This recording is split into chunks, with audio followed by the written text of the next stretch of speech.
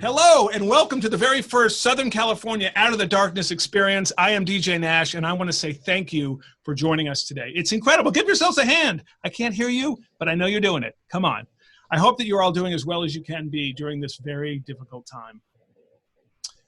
You know, I am a writer and I have a show on ABC called A Million Little Things. It deals with some pretty heavy topics: depression, suicide, a lot of things. And you know, a few years ago, I was working on a show. It was the worst gig of my career. I remember I used to have to walk every day at lunch just to psych myself up. I don't know if you've ever had a job where you had to walk at lunch just to get through the day. If you have, I'm sorry. Anyway, I was walking one day and I run into a friend of mine and we just lit up. It was like, dude, oh my God, yes, we should have lunch. Totally. And we meant it. It wasn't like an LABS thing. We really meant it. And he said, I'm really busy this week. How about next week? And I was like, yes, totally, but we're doing it. And then he killed himself. And I don't think our lunch could have saved him, but I do often think I could have had one more lunch with him. His death, it changed me forever. And it's why I wanted to write the pilot to A Million Little Things. And it's why I am so grateful to be hosting this event this morning for AFSP.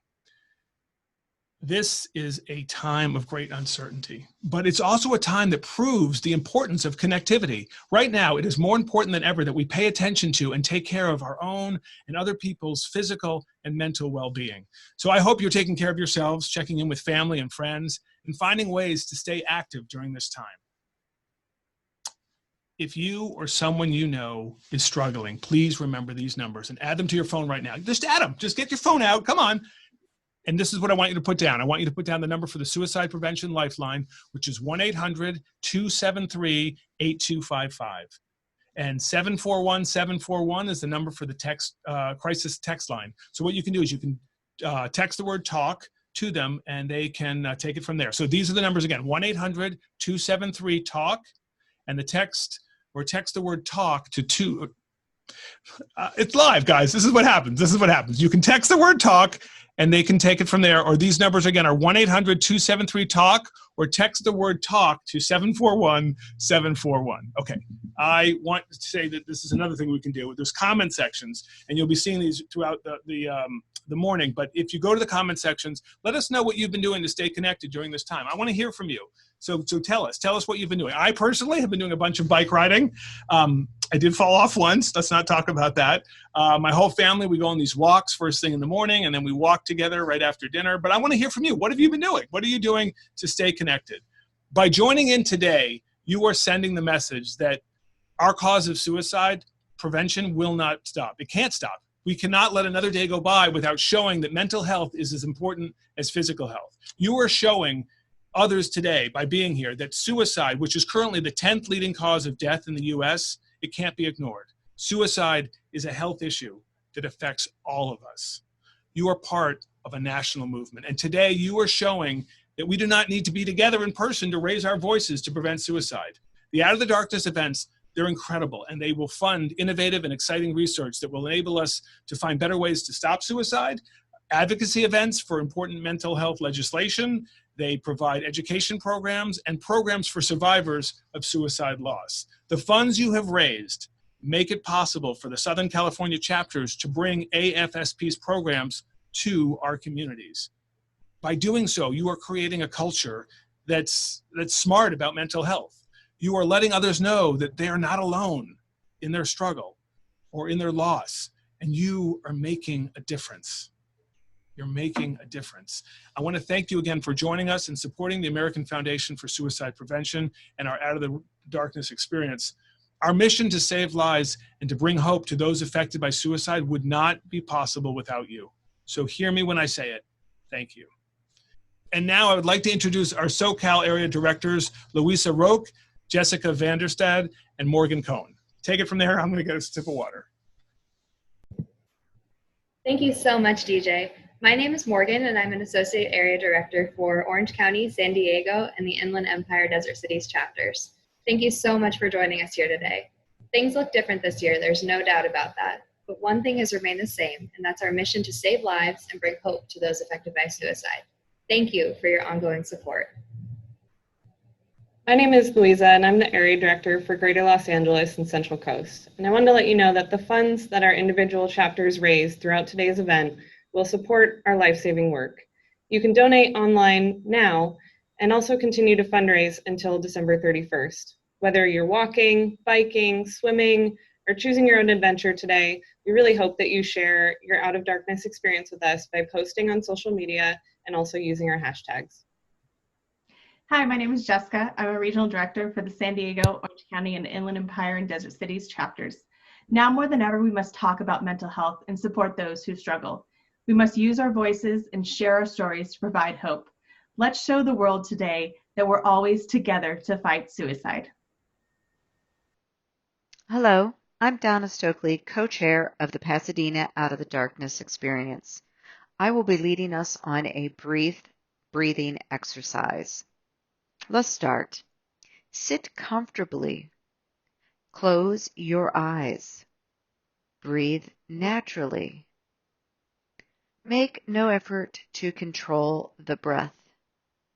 Focus your attention on the breath and how the body moves with each inhale and exhale. Now let's continue that for a few more seconds.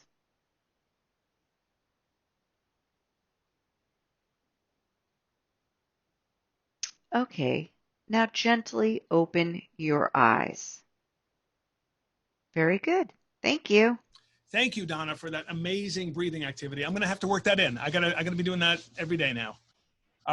We are thrilled that you're all part of this year's experience. Last year, when I hosted the event in Pasadena, I was so moved to meet people whose lives have been forever altered by suicide. I want to talk more about that in a little bit, but I just want to say that, it kind of stinks that we can't all be together right now. And as bad as that is, there is possibly a plus side, because there might be folks who are joining us who didn't have the courage in the past to be with us in person. And if that's the case, on behalf of AFSP, I just want to say we're so glad you're here and welcome. You are going to see that this community is incredible. Now we'd like to start our honor bead ceremony, which will look a little bit different this year. Honor beads are a way for us to pay tribute to loved ones lost, or a personal struggle, or a victory. It can be a victory. And we come in many colors representing the diversity of our community's connection to the cause. And I'd like to thank the participants for sharing photos of loved ones so we can join together in remembrance today. If you would, please let us know in your comments what the color beads you're wearing signify. So please share all that and enjoy this very moving ceremony.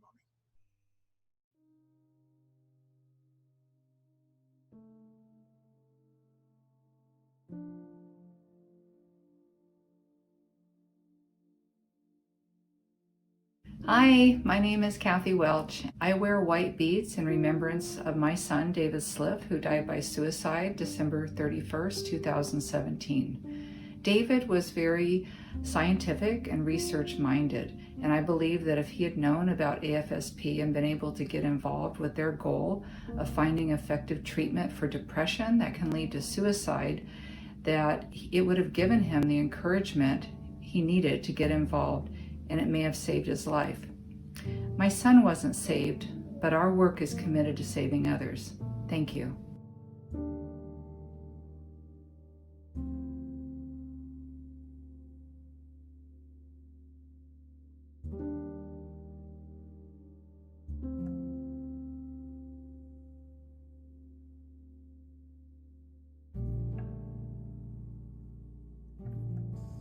Hi, my name is Jacqueline Diaz. I'm holding these white beads in honor of my son, Eric Garcia, whom I lost in 2017 by suicide.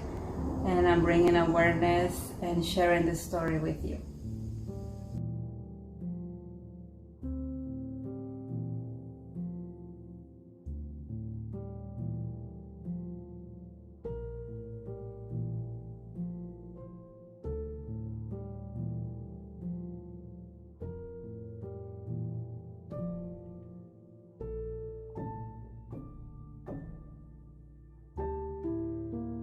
I am wearing these white beads in memory of my daughter Kimberly in hopes that I can help prevent a tragedy that happened to my family happen to someone else.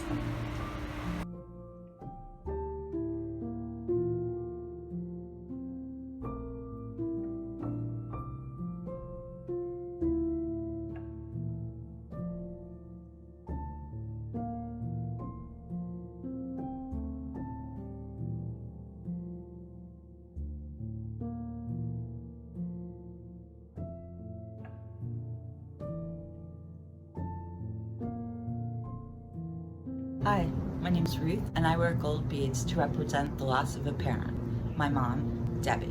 When I see all the others lifting up their gold beads, I know I'm not alone.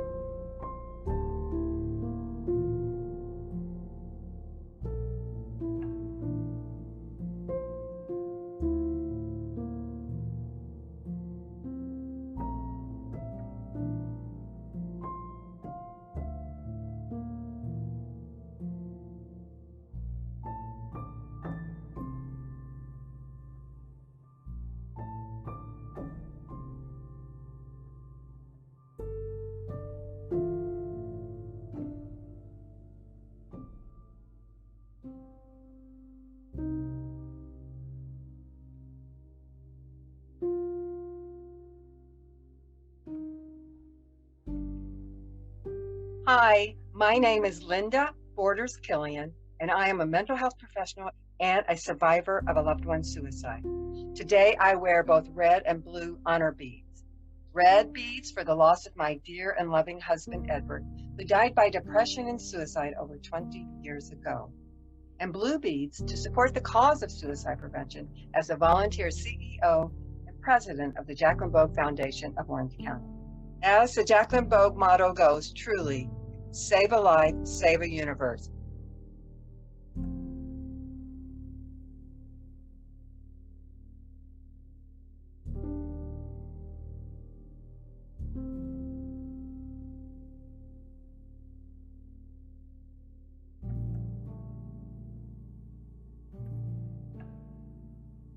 My name is Chrissy, and I wear red in honor of my boyfriend, John Winterroad.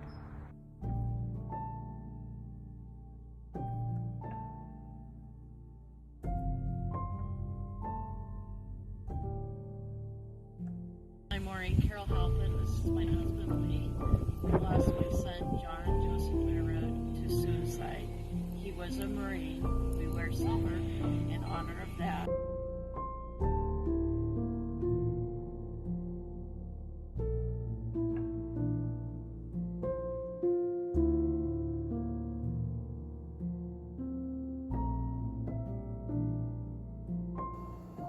Hi, I wear my orange beads in memory of my brother. We're in this together.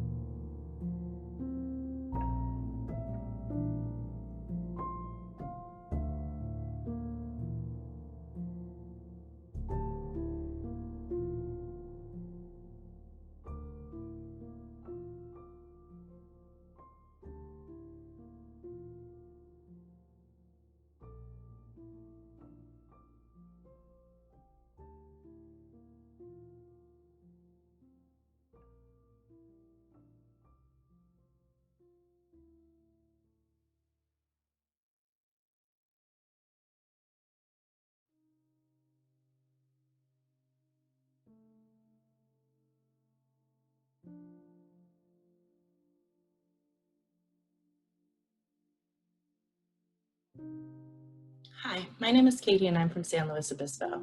I wear purple beads to represent the loss of two close friends, Shayna and Trish.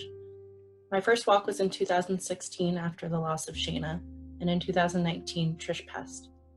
I have been walking in the Out of the Darkness walk since 2016 to honor the memory of those that I've lost to suicide and to also bring more awareness to suicide prevention. You are so loved and you are not alone.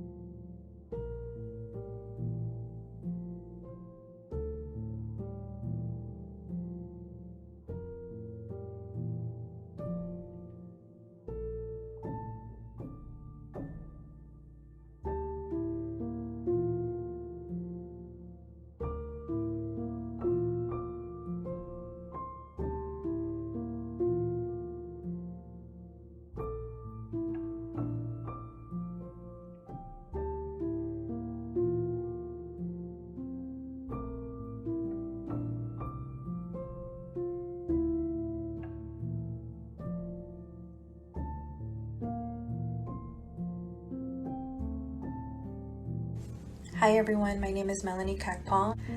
I represent Blue Beads for the cause and support for suicide prevention. I just want to let everyone know how grateful and honored I am to be part of such an amazing organization, a helpful organization for mental health resources, suicide prevention resources, and to know that you have a great organization that's here for you for that.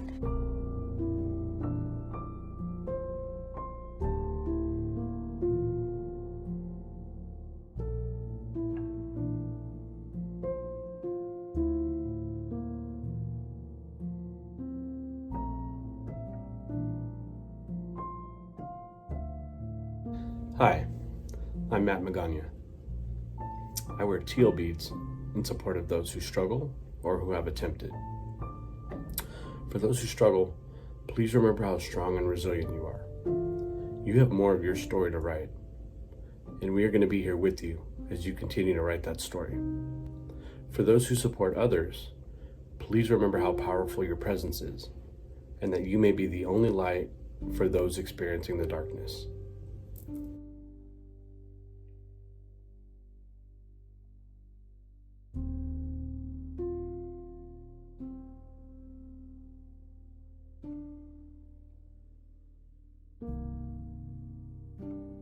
My name is Kim McEwen. I wear green beads to represent those who have or are currently personally struggling. I am the face of mental illness, and I am a suicide attempt survivor, but I'm also the face of heart, the face of strength, and the face of hope. As someone who has learned to accept my mental illness as my partner in life, I wear these beads to let others know that they are not alone, and that the light can return to their eyes and to their lives. I also wear these beads as a symbol of resilience to help the world see that those with mental illness can thrive. Thank you so much for showing up today to the SoCal Out of the Darkness experience. Together, we are stronger and we can save lives.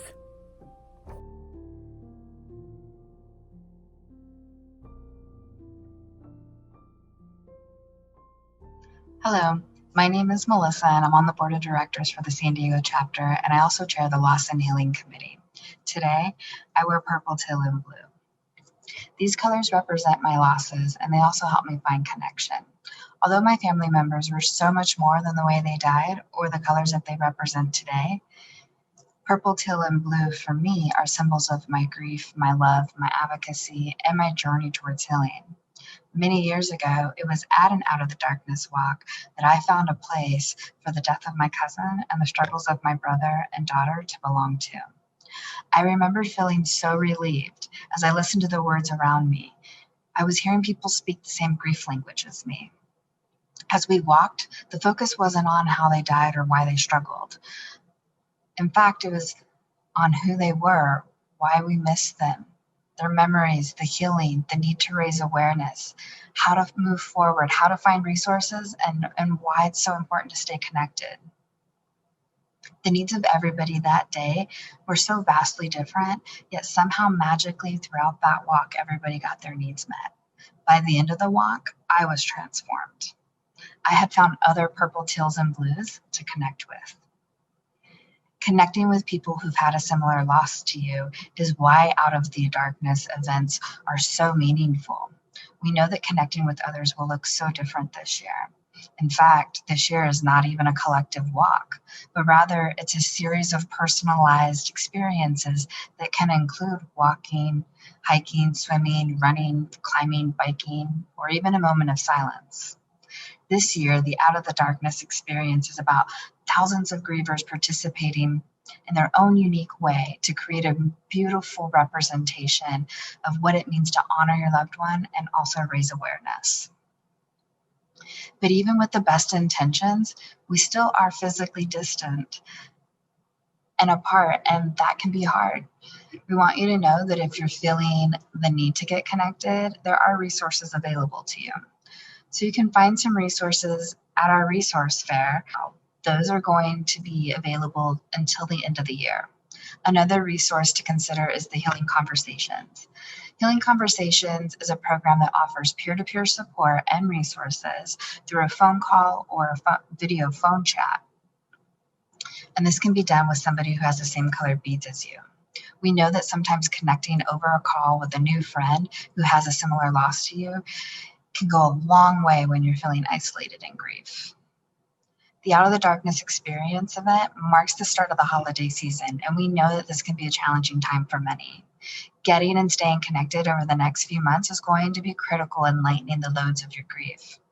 One way to get connected and also expand your support system is to attend this year's International Survivors of Suicide Loss Day, also known as Survivors Day.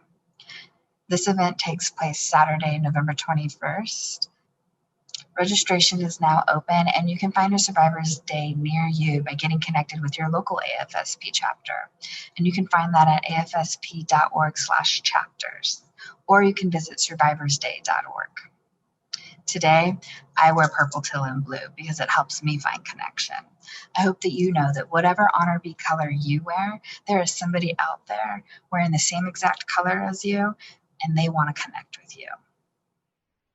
Thank you to everyone who shared photos today. And in fact, we still welcome anyone who wants to share some. So you can go to our experience webpage, which is at afsp.org/SoCal, afsp.org/SoCal. And your photos will be added to the bead and remembrance videos after the Out of the Darkness event. So please share if you feel comfortable. Okay, next we'd like to take a couple of minutes to join in a community act of remembrance. Brenda from the Inland Empire has this amazing poem, and normally our act of remembrance is a walk, but this year you can tailor it to any experience to make it more personal for you. So you're invited to take part in any activity of your choosing. You can walk, run, hike, bike, try to stay on your bike. After the ceremony, maybe you can light a candle, or writing to say a few words to your loved ones, or maybe writing to say a message of hope, playing a meaningful song. There's a ton of things you can do. Any intentional breathing exercise you do, whatever resonates with you. The point is, do something to show that you're taking a moment to remember. And if you're comfortable, I want to hear about it. So share what you're doing for your remembrance activity in our comments section. But right now, here's Brenda to read a beautiful poem. Good morning. My name is Brenda, and I'm with the Inland Empire and Desert Cities chapter. Today, I would like to share my acts of remembrance, a poem called The Four Candles. This poem really inspired me as I found it, and I hope that it inspires you as well. The four candles burned slowly. Their ambiance was so soft you could hear them speak. The first candle said, "I am peace, but these days nobody wants to keep me lit." Then peace's flame slowly diminishes and it goes out completely. The second candle said, "I am faith, but these days I'm no longer indispensable." Then faith's flame slowly diminishes and goes out completely. Sadly, the third candle speaks, "I am love, and I haven't the strength to stay lit any longer. People put me aside and don't understand my importance. They even forget to love those who are nearest to them. Waiting no longer, love goes out completely." Suddenly, a child enters the room and sees the three candles no longer burning. The child begins to cry, "Why are you not burning? You're supposed to stay lit until the end." Then the fourth candle speaks gently to the child, "Don't be afraid, for I am hope. And while I burn, we can relight the other candles." With shining eyes, the child took the candle of hope and lit the other three candles. Never let the flame of hope go out of your life. With hope, no matter how bad things get and are, peace, faith, and love can shine brightly in our lives. Together, We can go out and make a difference. And together, we can come out of the darkness. Thank you for allowing me to have this time with you today. Go out and be the one to make a difference.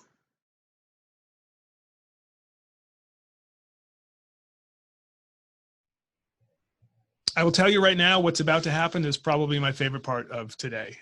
In the 3 years that we have been making A Million Little Things, I have had the great fortune to meet many people. And it seems like everywhere I go, if I go somewhere and we acknowledge that I work on the show, at least one person will come up to me and tell me about a loved one who they lost to suicide. When I was hosting the Out of the Darkness event in Pasadena last year, I got to meet so many people. To hear about how the show resonates with them was truly, it's like one of the most unexpected gifts to come out of all of this. Every story I heard was more moving than the next. And then my Million Little Things team, we started walking. And as we were walking, there was this young woman I saw near us, and I could tell she wanted to come up and say hi. She was so tiny, but she had this huge smile. I think her smile was like half of her body. She was laughing with her friends, not inappropriately. She was like aware that sometimes how we get through life is with humor. It's what the show, it's what I am all about. Anyway, I remember her coming up to me and she said, "Is it okay if I say hello?" And I turned to her and I said, "Oh, only if it's okay if I say hi back." And she told me how much the show meant to her, how much she identified with our stories. And she listed off the storylines we'd done. It really was very clear to me that she'd seen every episode we made at least twice. And as we're walking, we see people wearing shirts for the loved ones they'd lost. You know, "I miss you, Dad," or "Walking for Abby." And so I said to her, oh, who are you and your friends walking for today? And she looked at me and she said, actually, they're walking for me. And we walked for 35 minutes.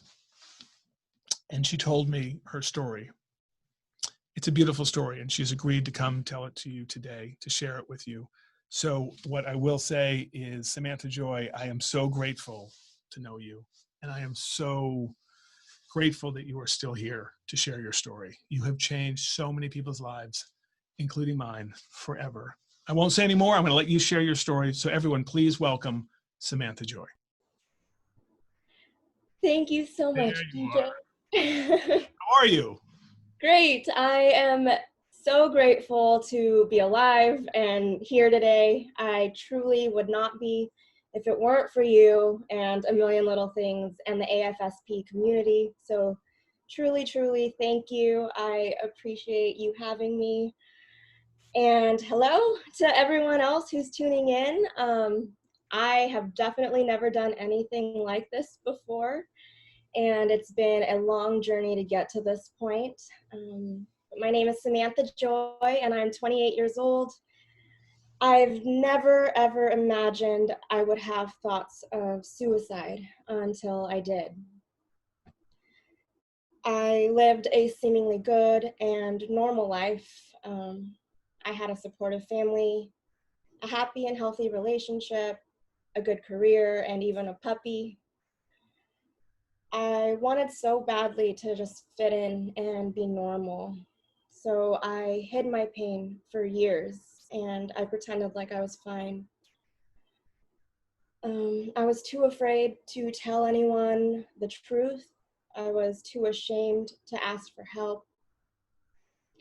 Instead, I distracted myself with school and then work. I numbed my pain, and I hoped that my trauma would disappear with time. But eventually, my seemingly good and normal life unraveled, and it became more and more difficult to get out of bed every day. I canceled plans and called in sick to work more than I ever had before. My life as I knew it turned upside down. I had vivid nightmares and flashbacks that consumed me. I couldn't eat, I couldn't sleep. Simple tasks like walking and driving became nearly impossible. I couldn't take the pain anymore. I felt broken. I felt worthless, incapable, and extremely alone. I wanted to get better, but I didn't know how. So I attempted to take my life in September of 2018. And that same month, A Million Little Things aired on ABC. And the show really gave me hope, week after week, reminding me that I'm not alone.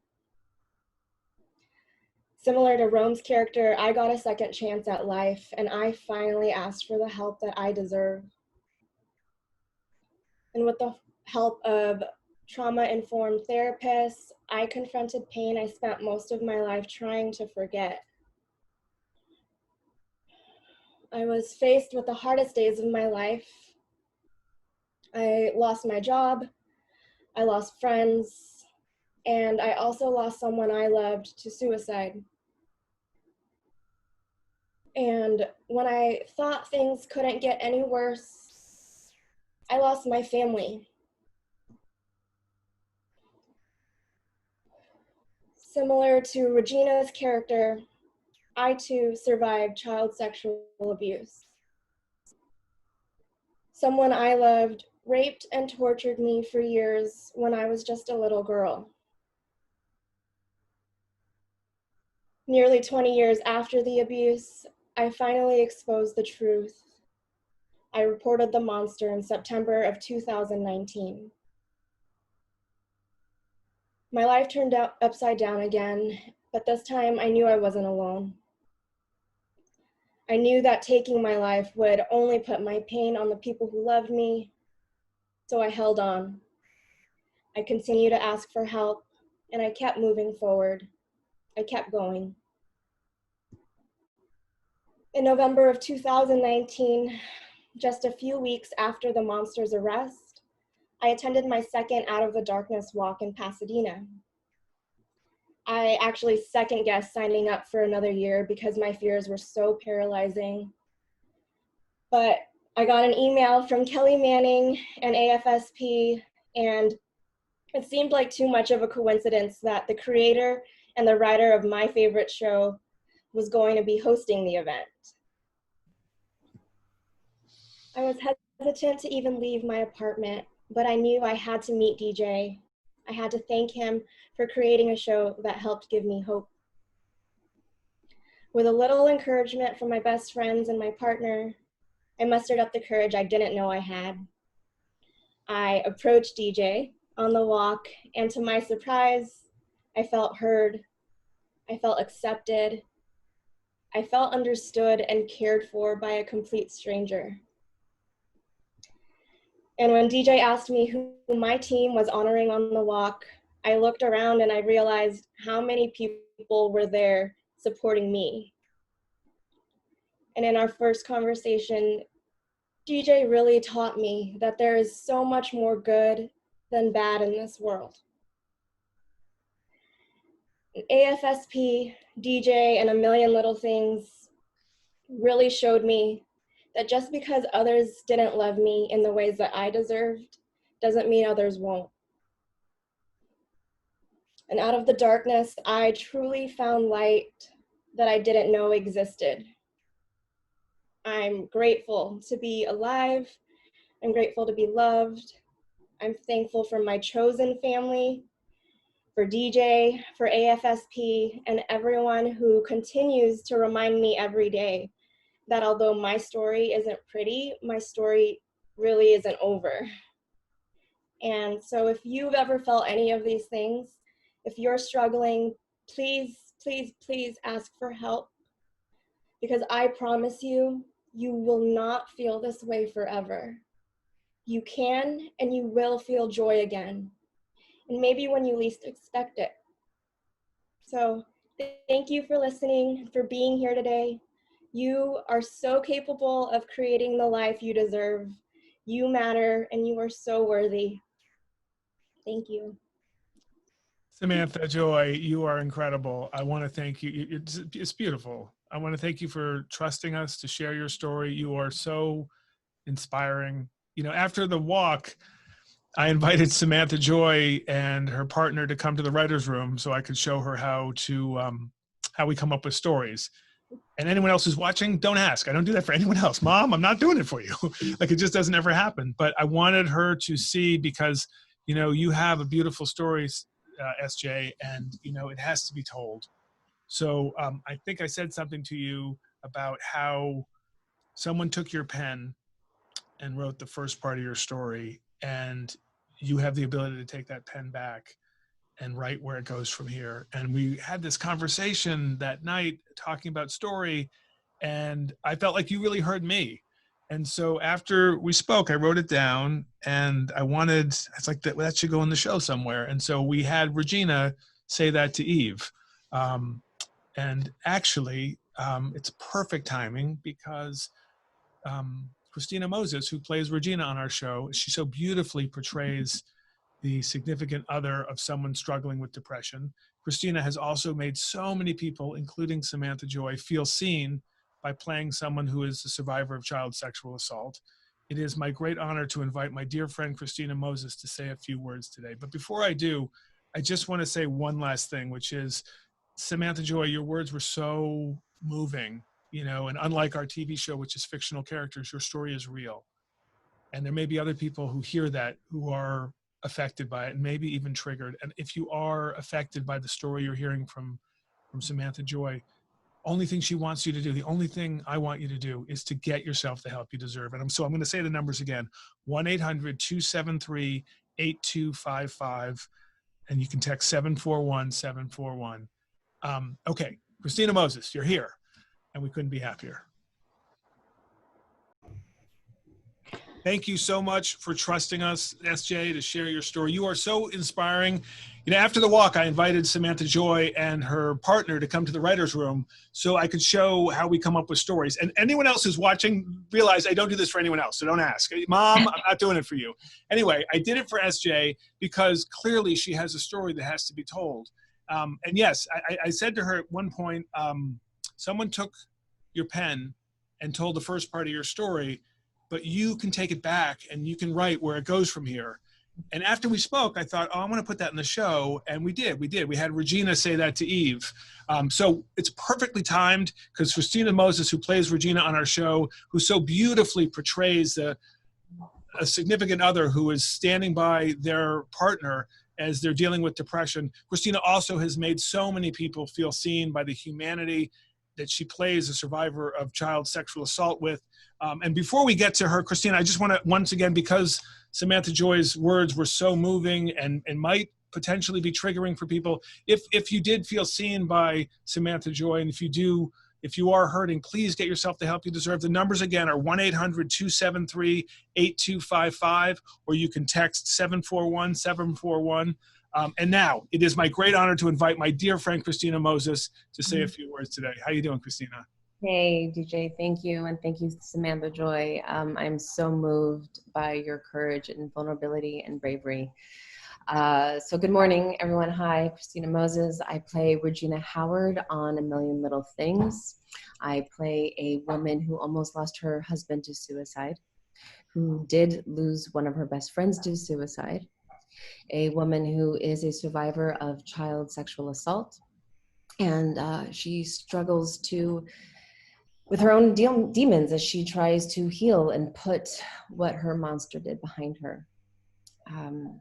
In the 3 years we have been filming our show, one of the most moving and meaningful parts of making the show is knowing that our fans who watch the show feel seen.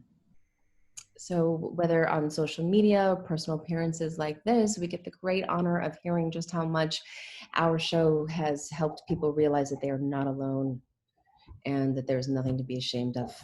And that is what today is all about, making you realize that you're not alone.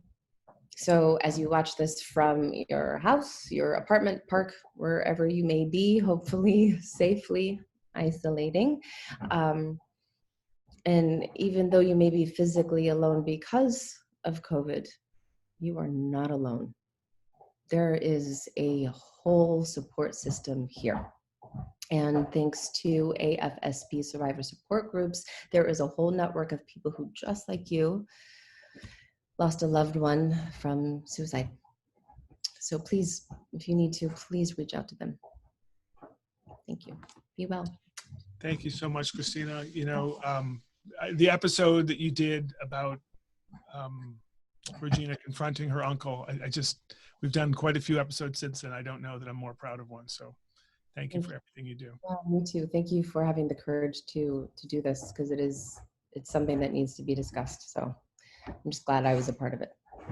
Yeah. In the cold open of our series, we find 4 friends, and 2 of them are about to take their life. Ron Livingston plays John Dixon, a person who on paper appears to have the perfect life, a loving father. He has a great family. He has a great job, but secretly he's hurting. And like so many of us, I wanted John's life I wanted it to seem perfect, because there are folks who suffer from depression who on the surface seem fine. Ron has done so much to help people feel seen, and he is here with us today. I can't believe I got all of you to show up. This is amazing. Ron, are you there? Click on if you're there. There you go. How you doing? Oh, I'm good. How are you, DJ? I'm good, thanks. Thanks for doing this. Yeah, absolutely. Absolutely. I'm honored to be a part of this amazing day. Survivors coming together to see that they're not alone. On A Million Little Things, I played John Dixon, a loving father and faithful husband who, as Maggie so correctly says in the pilot, lost sight of the horizon. You're most likely here today because someone you love lost sight of their horizon. And if so, I'm so sorry for your loss. I just wanted to take a moment to say once again, you are not alone. I hope today gives you a chance to remember, to mourn, to cry, and maybe to laugh at some wonderful memories. AFSP is a large, wonderful, welcoming family, and I hope that they can help you like they've helped so many get the support that you deserve. Thank you. Thanks, Ron. I appreciate it. Romany Malco plays Rome Howard on our show, and when Rome gets a call about John's suicide, he literally has a mouthful of pills. I wanted to do a show about how one friend dying saved another friend's life. Our series, it's not about one friend dying. It's about 7 friends finally living, leaning on each other like never before as they try to move forward. So Romany plays Rome with just this humor and this honesty and this humanity. Dude, you make it look like I can write. Are you there, Romany? I want to hear from you. Click on. There you are. What's up, man? What's up, everybody? Yeah, I mean, I make it look easy for DJ because, I've gotten a very, very unique type of training in my acting. I'm one of the 4 thespians in the world to have actually gone. I'm kidding. Let's just move on. But you know what, dude? Like, really, obviously, thanks for being here today, but also thanks for letting people look at the TV and be able to say to their friends or their family, like, see that's what I have. That's what I'm struggling with. So thanks, man. Yeah, man. Look, I feel fortunate to be in a position to actually be able to help inspire other people to speak out about what they're going through.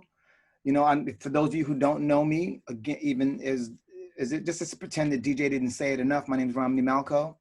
I play Rome Howard on A Million Little Things, and it's like my character's life was spared because what happened was he had gotten a phone call from a good friend speaking about when one of our closest friends had taken their life. At the point in time that Rome received that phone call, he was standing over a sink with a mouthful of pills. And that news is the one thing that stopped Rome from following through with his suicide attempt. But it also forced him, inspired him, motivated him to open up to his friends about the things that he was struggling with, within himself. And I think it's, honestly, when I took this show, I was fairly ignorant to what it meant to deal with suicide, to deal with depression. But as I decided to take on the role, I started hearing a lot of stories and reading a lot of things, reading a lot of interesting books written by some fairly pronounced psychologists. And I realized that it's like probably one of the most courageous things you can do in your life is actually admit to needing help. You wouldn't know if you pick up, you look at the text, it's probably the biggest hurdle of them all. As you can see, it was very hard for my character, Rome. And what Rome ended up doing was he ended up breaking down, kind of being forced to, because he was found out by Regina, so he was being forced to open up even more. And as you can see, the more honest he became, the more ownership he took of his struggles, the better his life became. And I'm not saying that it happens for everyone within the same time frame, but I do know with the people that I've met, the people that I've encountered, that this show has touched, what they've shared with me is that moment of being able to identify with someone and what they were going through was what helped them, was what encouraged them to take that leap of opening up and taking ownership. And no matter how well DJ and his team write this, Rome's just a character. Rome's not real life, but you've heard real stories from people like Samantha Joy and what those stories how deep and how touching they can be, how hurtful and damaging. And as you can see, Samantha is a living example of someone who actually had the courage to take that leap, to open up and get the help that she deserves. And so, if anything, if you're watching this, forgive me for being so long-winded, but if you're one of those people who are going through those struggles, let Samantha inspire you, let Rome inspire you, let us inspire you to please take that leap and just admit to possibly needing help. Look into it. And the people who care about you will back you all the way. The people who matter will back you all the way. And sometimes it's a journey you have to take on your own. But anyway, that's my 2 cents. Please give yourself the opportunity to get the help you deserve. That's beautiful, man. That's really just amazing. I want actually the three of you, I want to talk and just hear for you, just a few minutes ago, Samantha Joy was so generous to say how much the show had inspired her and had helped her. I just want to know from the three of you, what has it been like to hear from people about how your story or the character's journey you're portraying has affected them? A lot of people want to get the same sneakers that Rome wears, and so no, I'm playing. I'll just say that I officiated a wedding not too long ago, and it was predominantly like a Zoom wedding, and there were just a few select members there, and the brother of the groom is my age, and according to his family, he'd always been somewhat troubled. And he told me that when he looked at Rome standing over a sink with the Brita, he said, "That's me." And he said he's a part of a support group where a lot of people identify with that character. And this dude could not stop thanking me really thanking you for the storyline and for the motivation to just open up to his family and to be involved in the support groups and give himself the space and the time that he needs to actually feel better on a day-to-day basis. And remember, I was telling you about the alarm clock being away from the bed and all of that stuff. He's the guy.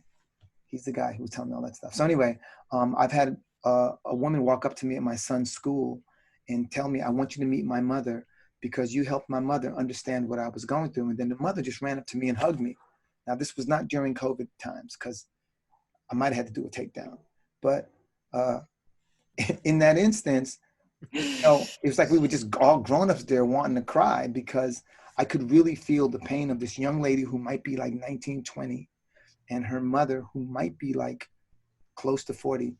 And in Puerto Rico, I've had people, I had a woman tell me that I helped her abuela understand what her son was going through, which was like, so for me, it seems as though something about the character that I play helps put things and depict things in a way that are much more relatable to the layman, someone who isn't experiencing, someone who isn't going through it. And if I haven't said it yet, what's up, Christina? What's up, Ron? What up, DJ? Romney likes to end with hello. Christina, what's it been like for you? Oh my goodness, it has been deeply humbling, because it is so easy to feel like you're alone. And I have dealt with anxiety and depression on and off my whole life, and I've seen it in my family and friends, like past like love relationships, and so it is something that is excruciatingly important to me. Mental health and destigmatizing the shame around it. And so like I feel like shame is like the number one killer, and keeps us locked away and alone and suffering in silence, to the point obviously where people take their own lives, or just live the rest of their days not living, like walking dead. And so to know, I mean, I was blown away, by the pilot script, and then the honor of being able to be a part of this cast and just making the show in and of itself. But then to hear like how, like what we're doing, how it's actually impacting people. Like so many people have messaged me personally, just thanking me for the show, the stories that we're telling collectively, and for who Regina was for Rome, who Regina is in terms of like the story that she's portraying with being a survivor of child sexual assault. So many people have just said like, I did not have the courage to come out. I didn't even know that I was sexually assaulted until I saw Regina's story, and like that actually happened to me. And the people who didn't have the courage to confront their family members or friends or loved ones until they saw that show, that episode. And that just like, I mean, I can cry thinking about it, because we need each other. We need each other, and we need to see ourselves reflected so that it gives us the opportunity to look at ourselves, to look at our lives and be like, oh, maybe I don't have to hate this part. I don't have to be ashamed of this part. Like I can actually go and get it healed. I can get help. I can connect. So it's so humbling, and it cracked my heart open in the best way. I mean, that's what storytelling is all about. It's the oldest thing we have as humanity, is storytelling, because it gives us a context and a place for who we are as humans, what we're going through collectively, what we go through personally. It moves us along evolutionarily, but like, you know what I mean? It helps us grow and heal as a community and as a society, storytelling. And Samantha Joy, like talking to you last year was like, when DJ called and told me that he met you and the whole story and shared a little bit about your story. And then being able to talk with you was like everything, because that's who I want to be as a storyteller, as someone who can like bridge, build bridges and points of connection, and to have that happen like on the phone in real life, like just inspired me to no end. And I'm so grateful for you and for everyone else who connects to our show. And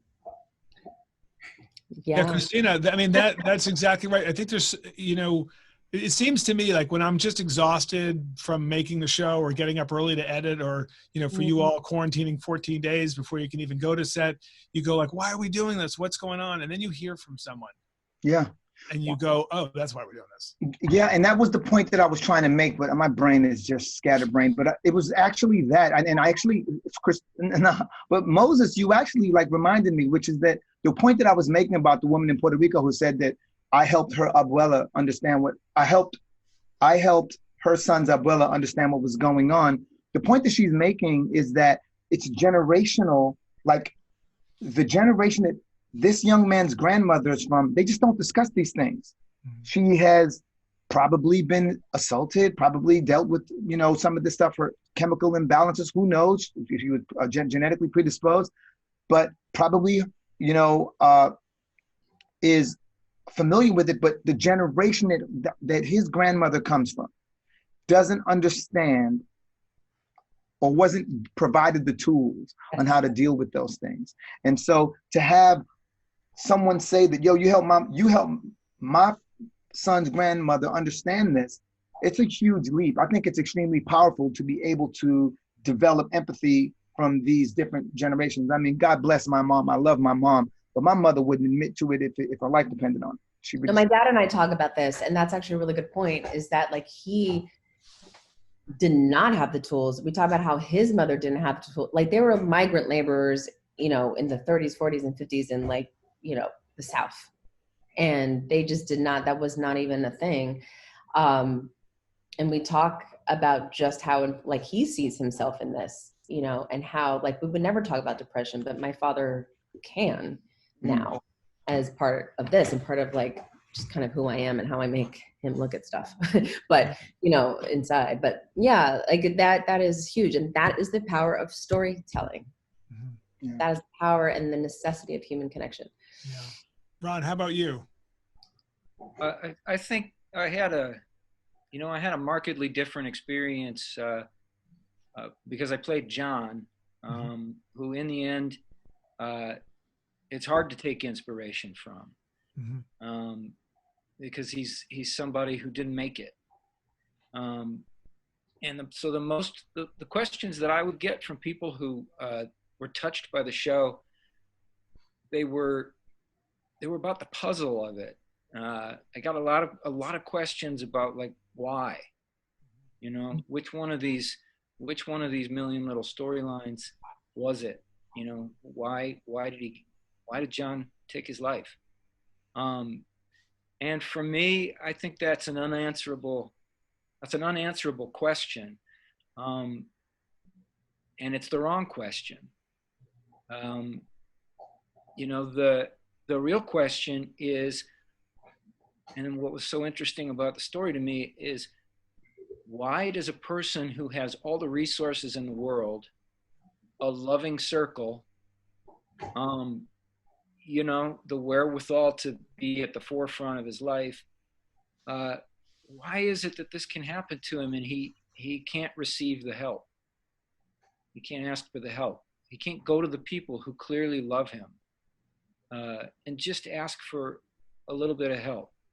And I don't know the answer to that. I think the answer must be because it's hard. I think the answer must be because it takes a certain kind of bravery. It takes a certain kind of humility to accept that the person that you have tried to construct all your life is not a sustainable person to be. And it's I think a willingness to say, oh, I need help. And John couldn't do that. I think that's exactly right. You know, and I think right now, during COVID, every single thing that we struggle with is almost made harder because of it, because we are more isolated, we are more alone. If there's medical concerns, if there's financial concerns, those things are intensified right now. And that's why more than ever, it's important to have that courage and to not, you know, you want to be Samantha Joy. You want to be the person who is here to inspire and to tell your story, because those feelings pass. Those feelings absolutely pass. You know, in writing the show, we were so careful about making sure that John's voice after he died was not allowed to continue, because once you are gone, you are gone. And so there was one time where we were going to hear from him, to the kids, Delilah, they find the note that John left. And I wanted us to hear John's voice, you know, to hear his pain, because, and I just need to tell this story, Ron, because you weren't supposed to be in that episode, and you were so generous to do that scene. It was so moving. And I remember I said to you, hey, can you just do this for us? It'll take 10 minutes. You're like, no, it's not going to take 10 minutes. We need an hour and a half. We need a sound booth. I need you there. And we did this thing. It was the one chance to sort of hear one of the million little reasons, you know, why John couldn't make it. And a few weeks later, I got this email from a mom who had lost her son to suicide 37 days before. She'd actually watched our show. A month and a week before she wrote the letter, her son took his life. She'd watched our show, and then her son took his life, and so she stopped watching. And in the letter, she said she came back to the show because she was hoping that seeing the friends cope with John that maybe she'd be inspired or figure something out based on how they saw closure. Her letter, it was heartbreaking. It was honest. It was a parent's worst nightmare. So I immediately called Dr. Barbara Van Dalen, our consultant now, and I said, Dr. B, what do we do for this mom? How can we help her? And she recommended American Foundation for Suicide Prevention, the people we're here for today, because they're made up of survivors of suicide. Apparently they run these support groups for people who have lost loved ones to suicide. So that's the thing about survivors. You all, it's a group you would never want to belong to, but you all could not be more welcoming. And so I didn't want to send this woman just a phone number. I wanted to call. So I find out where she lives. I find the regional office and I talked to this woman. This woman answered the phone. I said, hi, I'm DJ Nash. I have a show on ABC called A Million Little Things.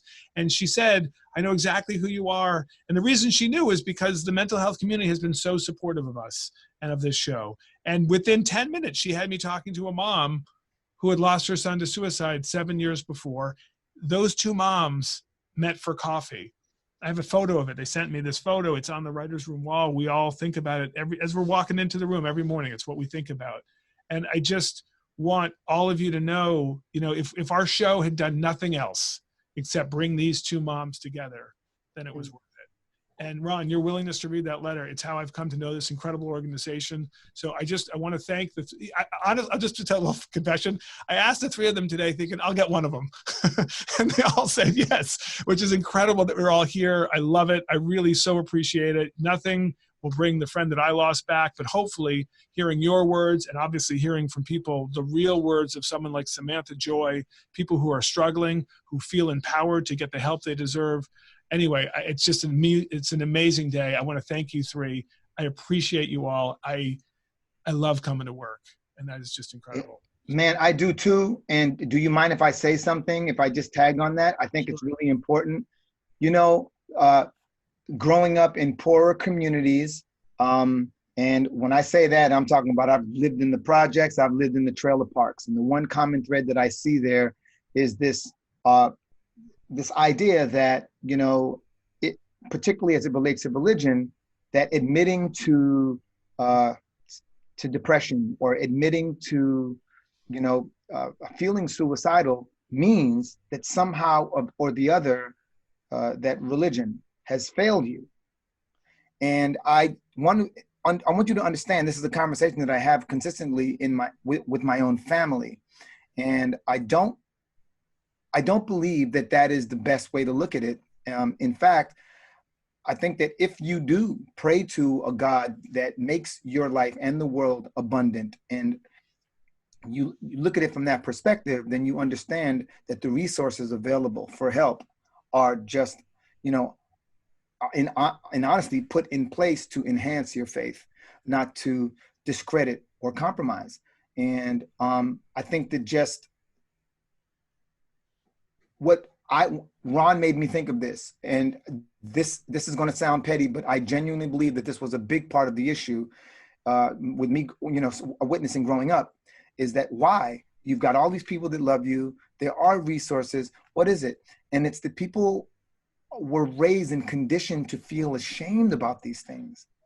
And because of that, what network they have or what network they know, to them, opening up to one person eventually in their mind means opening up to so many other people. And it's the degree of shame that they're actually fearing a lot of times. And I know that sounds crazy, but living in Baytown, Texas, I've witnessed it. And so when I was in the 9th grade, I got a phone call from a friend of mine, a friend of mine's parent. So my boy Jacob, she says, I need you to come over. They called me Junior back then. I need you to come over immediately. You're the only person that Jacob listens to. I came over there to find out that Jacob had attempted to kill himself. And so Jacob wasn't going to be in school because they had gotten him some help and some treatment.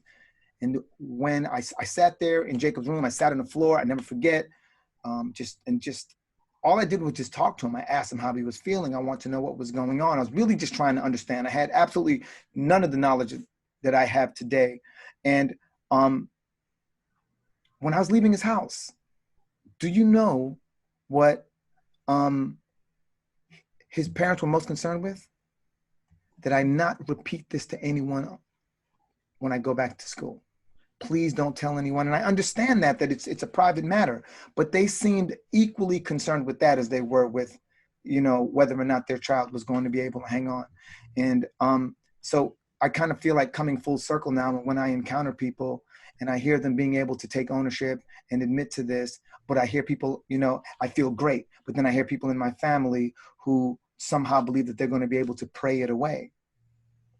And I want just anyone out there who's in that situation to consider that the resources that God has made available to you is a part of that process of praying it away. It's like that little parable when the guy's in the middle of the ocean, and he's stranded. Yeah. I sent you a helicopter. I sent you a helicopter. I sent you this and this and this. Yeah. So it's worth remembering, I think, that, for those of you in the Christian faith, that, Jesus said, heal the sick, visit those in prison. And I think people suffering from depression are both. I don't believe that God wants you to suck it up and hide it. He wants you to accept the help that he's telling everyone to come and bring to you. I can't think of a more fitting way. Samantha Joy, will you click on for a sec? Will you just turn your camera on? Our whole show is about everything happens for a reason, and the idea that people come into your life or things happen at just the right time. And Samantha Joy, all of us are writing or playing fictional characters. The stories and A Million Little Things are fake, are fictional. But your story is so real. It's so inspiring. I just want to say how grateful I am that that we got to do this show, and I got to be asked to do that walk, and I got to meet you. Like Samantha Joy, like Christina, like Ron, and like Ramani said, we are all hopeful for the day when the stigma around mental health and suicide are brought out of the darkness. And as our community continues to walk that path, all of us here, whether we're fictional characters or very real people, all of us want you to remember that you're not alone. Invitation to Brave Space by Mickey Scope Jones. Together we will create Brave Space because there is no such thing as a safe space. We exist in the real world. We all carry scars and we have all caused wounds. In this space, we seek to turn down the volume of the outside world. We amplify voices that fight to be heard elsewhere. We call each other to more truth and love. We have the right to start somewhere and continue to grow. We have the responsibility to examine what we think we know. We will not be perfect. The space will not be perfect. It will not always be what we wish it to be, but it will be our brave space together, and we will work on it side by side. We miss seeing everyone in person this year, and hopefully by next year we will all be back together to share our memories, to share our grief, but also our laughs and hugs and resilience. We are stronger. We are stronger together. So before we go our separate ways until next year, please check in with the people around you. Please check in with yourself. If you notice something is wrong with someone, if someone's behavior has changed, avoid rushing to judgment and instead ask to have a real open conversation. Are you okay? Is everything all right? Lead with open-ending questions and let them know that you're available to listen, that you're available to help. Ask them directly if they're thinking about hurting themselves. This can be difficult to do, but by being direct, you provide an opportunity for them to open up, to talk, to feel. I've asked every single mental health specialist, whenever this topic comes up, asking someone if they're thinking about hurting themselves does not make them more inclined to hurt themselves. So ask the question and get them the help they deserve. Okay, that's our program. I want to thank our guests for coming out today and for sharing their personal stories. Samantha Joy, you are an inspiration. I want to thank you for dedicating your morning, all of you, to help shine a light on suicide prevention. Until next year, please be safe, be open, and keep going. Thank you so much for joining us.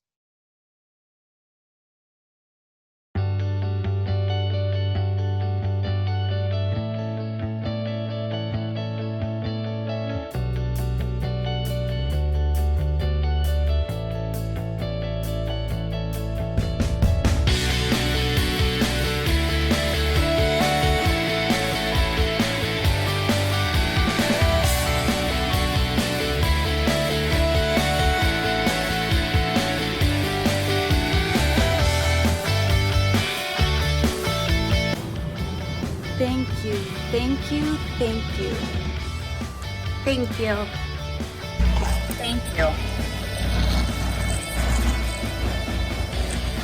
Thank you. Thank you. Thank you. Thank you so much for everything you've done this year. Let's keep going.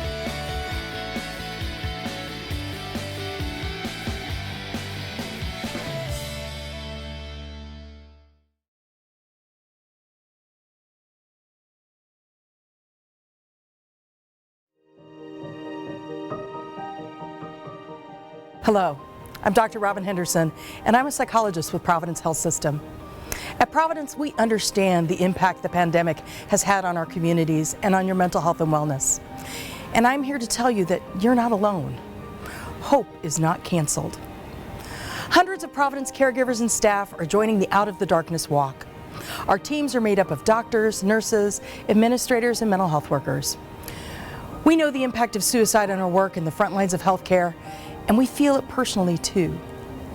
We want our communities to know that they are never alone when dealing with suicide and mental illness.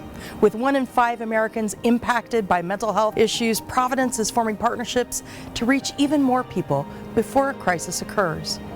If you or someone you love needs help, please look for community resources at providence.org.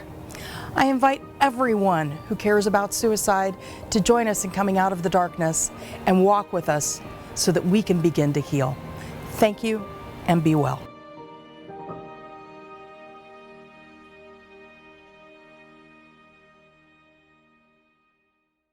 It is my privilege to join you for this important and urgent cause. I'm Supervisor Catherine Barger, Chair of the Los Angeles County Board of Supervisors. I am proud to partner with the American Foundation for Suicide Prevention to end the stigma about suicide, advocate for our community members, and ultimately save lives. For people of all backgrounds and circumstances, suicide is a leading cause of non-natural death in Los Angeles County. Each life loss is a tremendous tragedy for the loved ones affected and for our entire community. Suicide can be prevented if we know the signs, find the words to talk openly about it, and encourage people who are struggling to reach out for support. I'm grateful to your organization for offering valuable education, awareness, and resources. When we look at the statistics, it's sobering to see that 1 person dies by suicide in California every 2 hours. These are more than numbers. These are precious lives and heartbroken loved ones they leave behind. All of us are facing immeasurable pressure and serious challenges. It's more important than ever to check in on one another. Just because we're a little farther apart doesn't mean we are disengaged. Let's all recommit ourselves to care for our friends and neighbors, reminding them that their lives are valuable and we're here to support them in their time of need. We all have a role to play in the fight against suicide. Mental health care matters, and every community member deserves compassionate, effective services. Thank you for leading the way in this effort and for galvanizing our residents to do their part. Together, we are making a difference and saving lives. There are many individuals who are not getting the care that they need. And they're not getting the care for a whole host of reasons. Either it's not available, or it's not accessible, it might not be affordable, or it just may be unknown to individuals who are affected by this. Be Well Orange County is a movement. It's our community-wide strategy, our organized effort to create a system of care for mental illness to vastly improve the mental health of the people in this community. We are very fortunate as a county to have a very efficient-minded government, both at the county and the city level, and also a very strong private sector. Stakeholders that have an interest in mental health in Orange County, academic, hospitals, government, elected officials, the private sector, and we can all get moving in the same direction towards reaching a goal to leverage each other's efforts, learn from each other. Bringing those people together requires some structure and some process.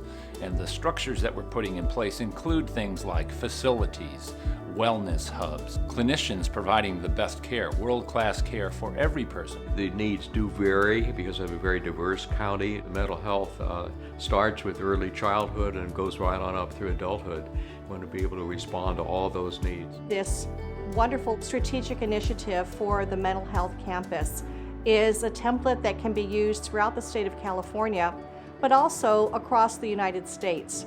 We're tackling this problem head on, so the timing couldn't be better. We believe that Orange County can be the healthiest community in the United States as it relates to mental health, mental illness, and behavioral health issues. Be Well Orange County is our collective effort to make that happen.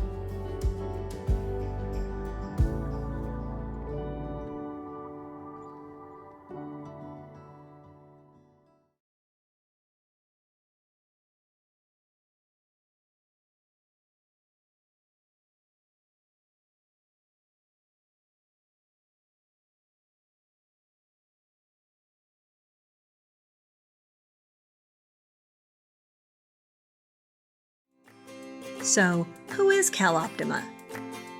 CalOptima is a community-based health plan helping low-income residents throughout Orange County. In total, we serve over 750,000 people from San Clemente to Seal Beach and all points in between. Our members include seniors and elders, people with disabilities, children in the foster care system, and low-income single men and women. But mostly, our members are made up of families like yours and mine, our friends and neighbors who need assistance through tough times. We provide our members with access to quality healthcare services so they can get the care they need when they need it, keeping them healthy and productive in the community, and preventing small and easily treatable healthcare problems from becoming big and expensive ones. So, who is CalOptima? We're all CalOptima, working better together to keep Orange County healthy and strong. CalOptima, keeping our community healthy today and in the future.